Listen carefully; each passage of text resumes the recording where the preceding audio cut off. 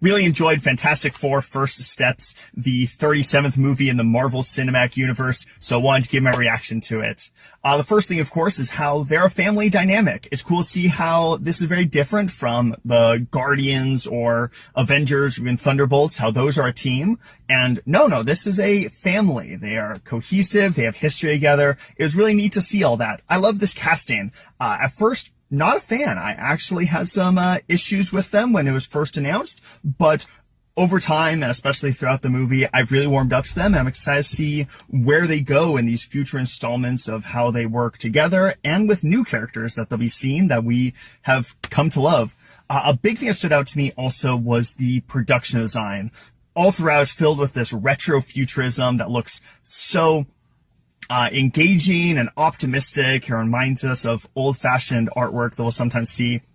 But also, it reminded me of a big element from Matt Shakman, previous show by him, the director, his previous show, The Boys, from Amazon Prime, where it's filled with product placement and elements that show that these characters are not just heroes. They're celebrities. They're known. They're popular all throughout town. It's a cool dynamic to see that we haven't had very much of that throughout the MCU. And this is a very separate universe. It does not have Tony Stark. It doesn't have these other characters we've seen. These are the only heroes. We get a nice montage of how they've had history with a lot of different villains. And that really roots into a lot of the comic accuracy of this whole movie. It very much is based on the Jack Kirby style that is so classic and inherent to these characters. So I love they're not trying to reinvent the wheel. They know what they have, and they're making it great. It was cool to see their powers. It's quite classic. We've seen all this before, but really honing in and making sure that we understand it and that they're being used in a few really fresh ways going on there.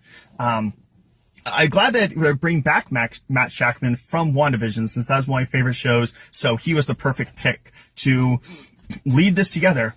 I did have an issue that I'm worried how rewatchable this movie will be. I'm worried that so much of it is exposition and elements that might not just be as interesting, especially because the humor is a little bit lacking at times. It's not as funny as we've come to expect from Marvel projects in that way. The music was really good.